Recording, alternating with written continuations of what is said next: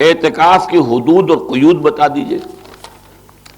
اعتکاف جو ہے وہ اس کے لفظی معنی ہے کسی چیز پر توجہ کر کے اپنے آپ کو اسی پر روک لینا، یہ وقوف ہے۔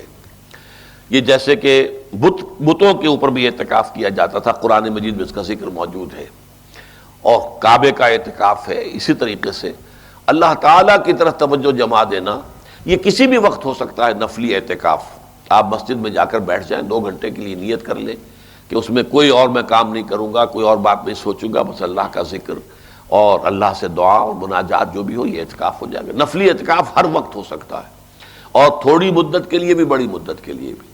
لیکن جو مسنون اعتکاف ہے وہ صرف ہوتا ہے رمضان مبارک میں، اور اس کی مکمل شکل یہ ہے کہ جو 20واں روزہ ہے، یعنی 21ویں شب جو شروع ہو رہی ہے، تو اس غروب آفتاب سے پہلے پہلے مسجد میں داخل ہو جائیں، اور پھر جب چاند طلوع ہو جائے عید کا تو پھر اس کے بعد مسجد سے نکلیں، اور اس وقت میں اکثر و بیشتر وقت اپنا لگائیں۔ اللہ کی یاد ہے، تلاوت قرآن ہے، دعا ہے، استغفار ہے، اور دنیاوی کوئی دھندے، کوئی گفتگو، اگرچہ حرام مطلق تو نہیں ہے، یہاں تک کہ بیوی بھی آ سکتی ہے اعتکاف کے دوران، اعتکاف کے پاس کوئی گھر کا معاملہ ہو، مشورہ کرنا ہو سکتا ہے، لیکن پسندیدہ نہیں۔ پسندیدہ یہی ہے کہ آپ ہمہ وقت لگے رہیں اللہ ہی کے لیے۔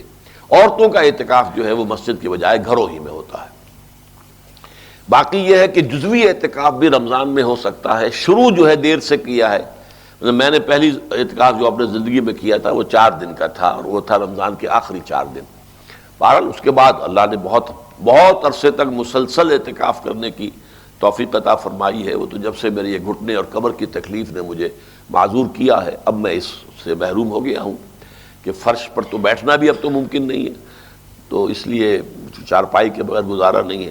لیکن یہ کہ بہرحال یہ ایک بہت بڑی عبادت ہے۔